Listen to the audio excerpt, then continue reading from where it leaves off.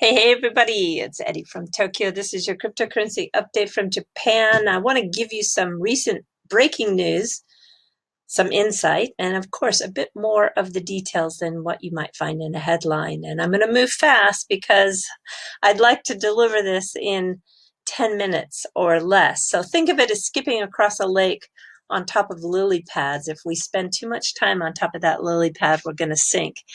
So by a wide margin, this story actually, this is a special shout out to Arthur on BitMEX. I want to tell you that XRP is now the top traded cryptocurrency paired with the peso on Mexico's largest crypto exchange, Bitso. The XRP MXN has leapfrogged with 5 million plus compared to just 1 million. This is a live update. It keeps updating.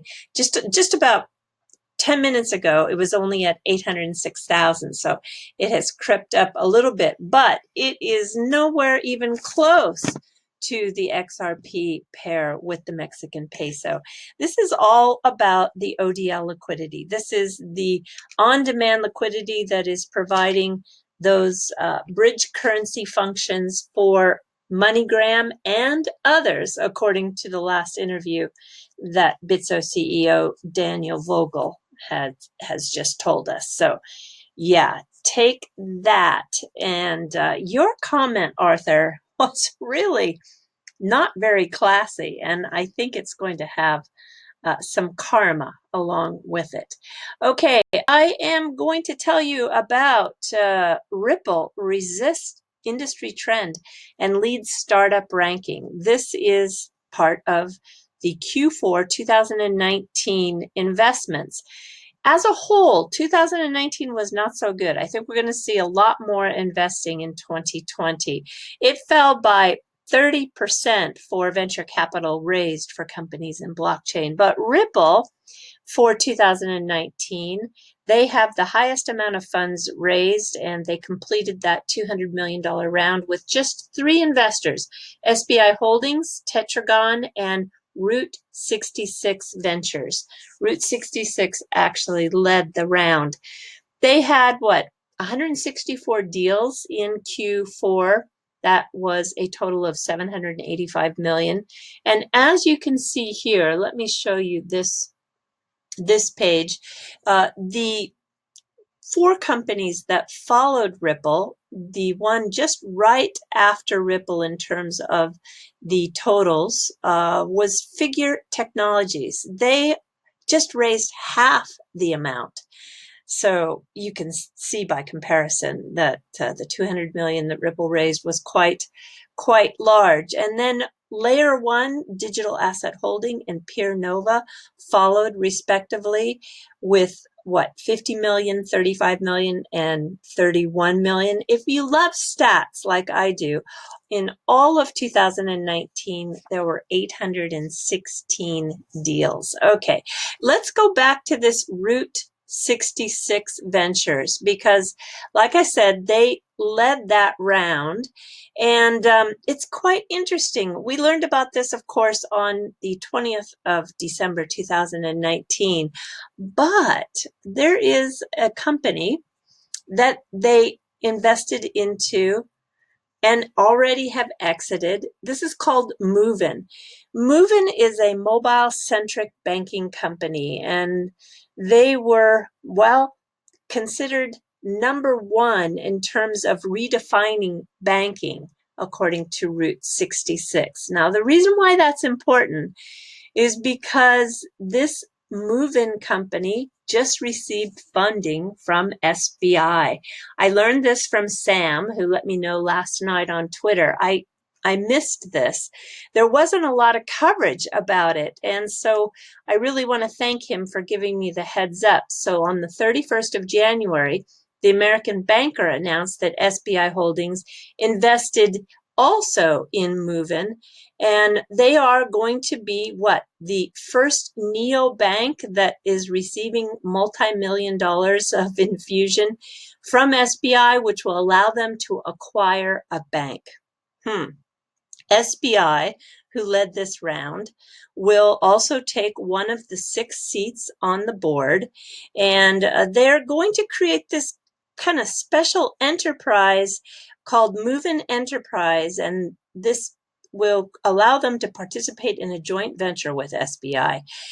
And how that joint venture will play out is they will become a full-fledged challenger bank, of course, when they do acquire the bank that goes unnamed so far. They're in discussions, but they are not revealing the name of that bank. And it's quite an unusual move because few fintechs really have the money to buy a bank. So they were able to do it with the money coming from SBI. But SBI then will customize and sell the Moven software to other Asian banks.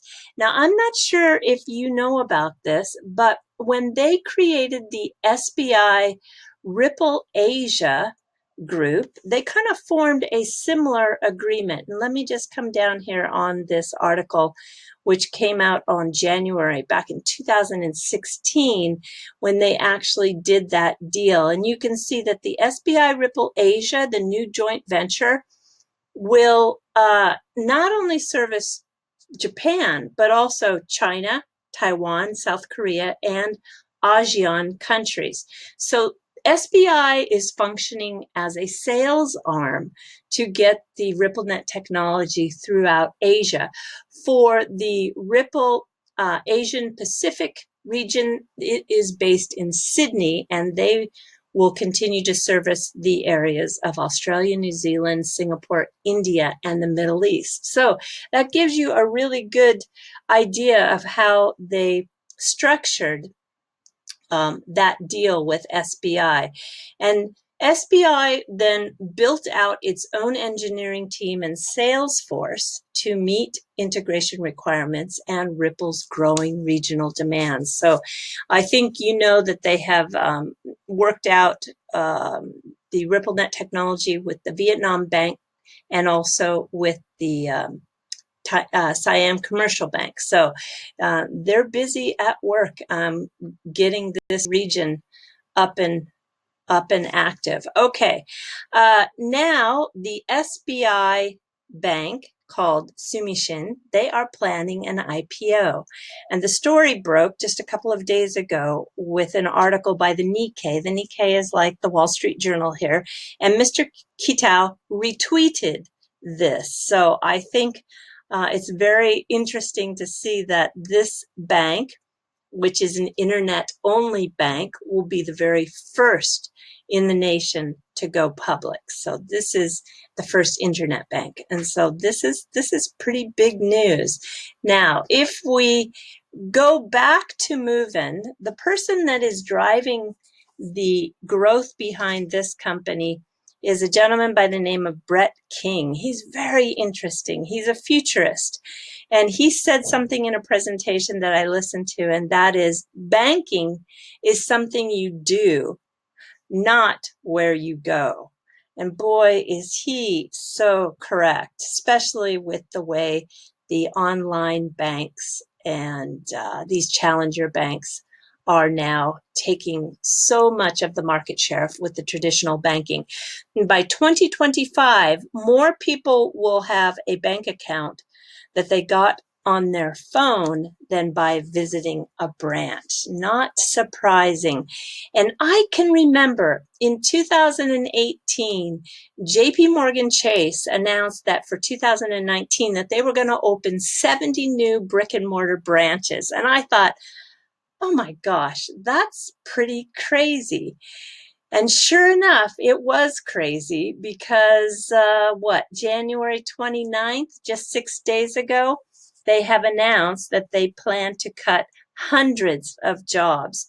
And the staff will learn the impact on this week, Thursday, on the 6th.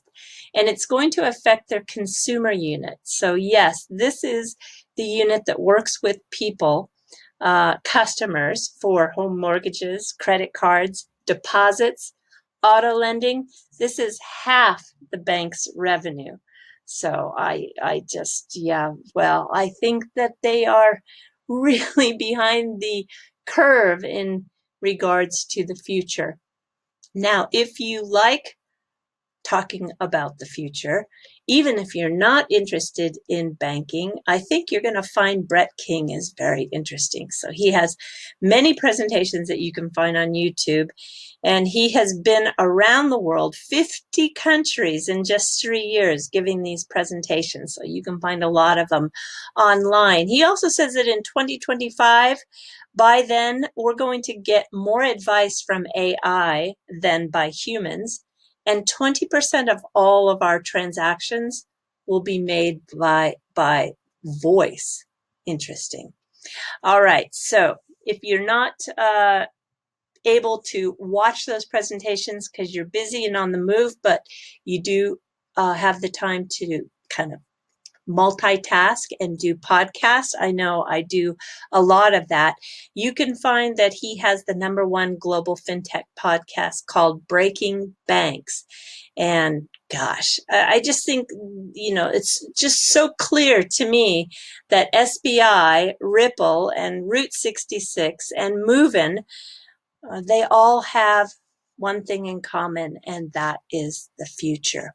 All right, I have one more story to tell you about, and that is another step towards the future. SBI on the 31st of January announced a new venture capital fund for 5G, robotics, and Internet of Things, and it is $920 million. It's huge.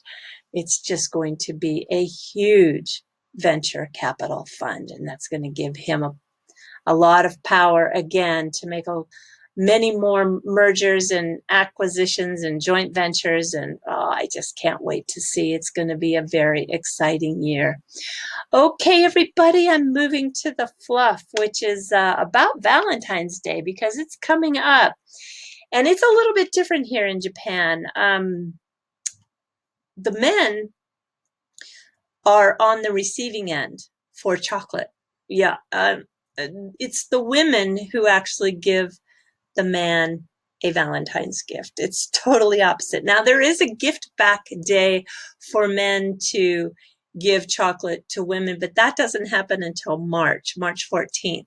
So in Japan, on February 14th, the men get the chocolate, and it's given by the women. So what are some of the things that are given? Well, if you're into the traditional sweets, you can find wagashi. And I really encourage you to find a wagashi shop if you come to Japan. They are everywhere throughout the country, but it is the traditional sweet, and each piece is a work of art. If you look at how beautiful it is, all hand done, and just really, really, really fabulous. But the number one thing to give actually in Japan is still chocolate. And here is an example of how some of that chocolate can be so beautiful. Look at this white chocolate and the beautiful design that's on the fan shape. Really, really, really pretty. But for 2020, the chocolate is ruby chocolate. It is the 4th variety in the world now. So you have milk, dark, white, and now ruby. It was introduced by a Belgian-Swiss company in 2017. The production methods are still being kept as a trade secret. The color is natural. It has kind of a fruity, sour taste. It's a really great experience for the chocolate lovers out there. Anyway, when you go out into the stores now in Japan, you see all these new varieties of ruby chocolate for Valentine's Day. Okay, everybody, do take care. Sayonara for now. Bye-bye.